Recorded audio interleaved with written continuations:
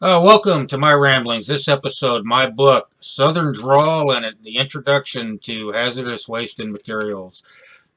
Shortly after I graduated, I was moved from the construction office to the Southwest Division of Naval Facilities Engineering Command, working in their environmental department.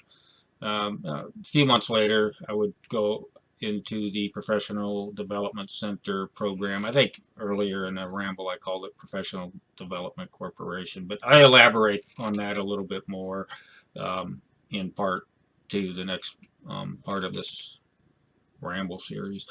But we had a guest speaker um, who was involved in hazardous waste cleanups.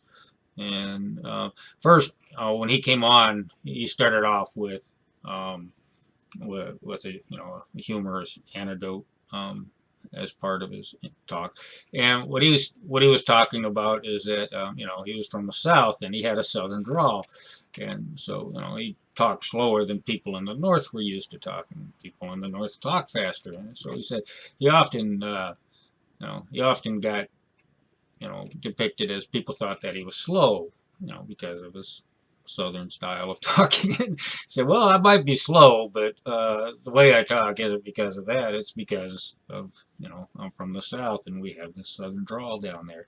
So anyway, so this guy, his function was that when there was a hazardous waste spill, he would get called out, and his job was to go through resources and materials, and including whatever manifest there was for the stuff. But folks would be trying to identify characteristics of what was spilled. Is it a gas? Is it a solid? Is it a liquid? And so on and so forth.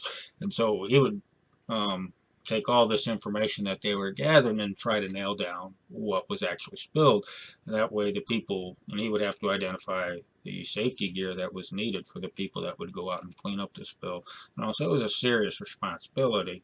But so they talked to us about a lot of various resources. They even had a field drill and what have you. And that was kind of my first exposure. I think one of the resources he used was NFPA 497 for flammable and combustible hazardous materials. And so that was kind of my first exposure to the topic of hazardous waste and how the NEC addresses it, as I would learn years later, is as hazardous classified locations, which were based, the locations were based on the materials that were stored or used and the characteristics of those materials and equipment. All right, so short introduction, Southern Drawl, and my introduction to hazardous materials. Thank you for tuning in.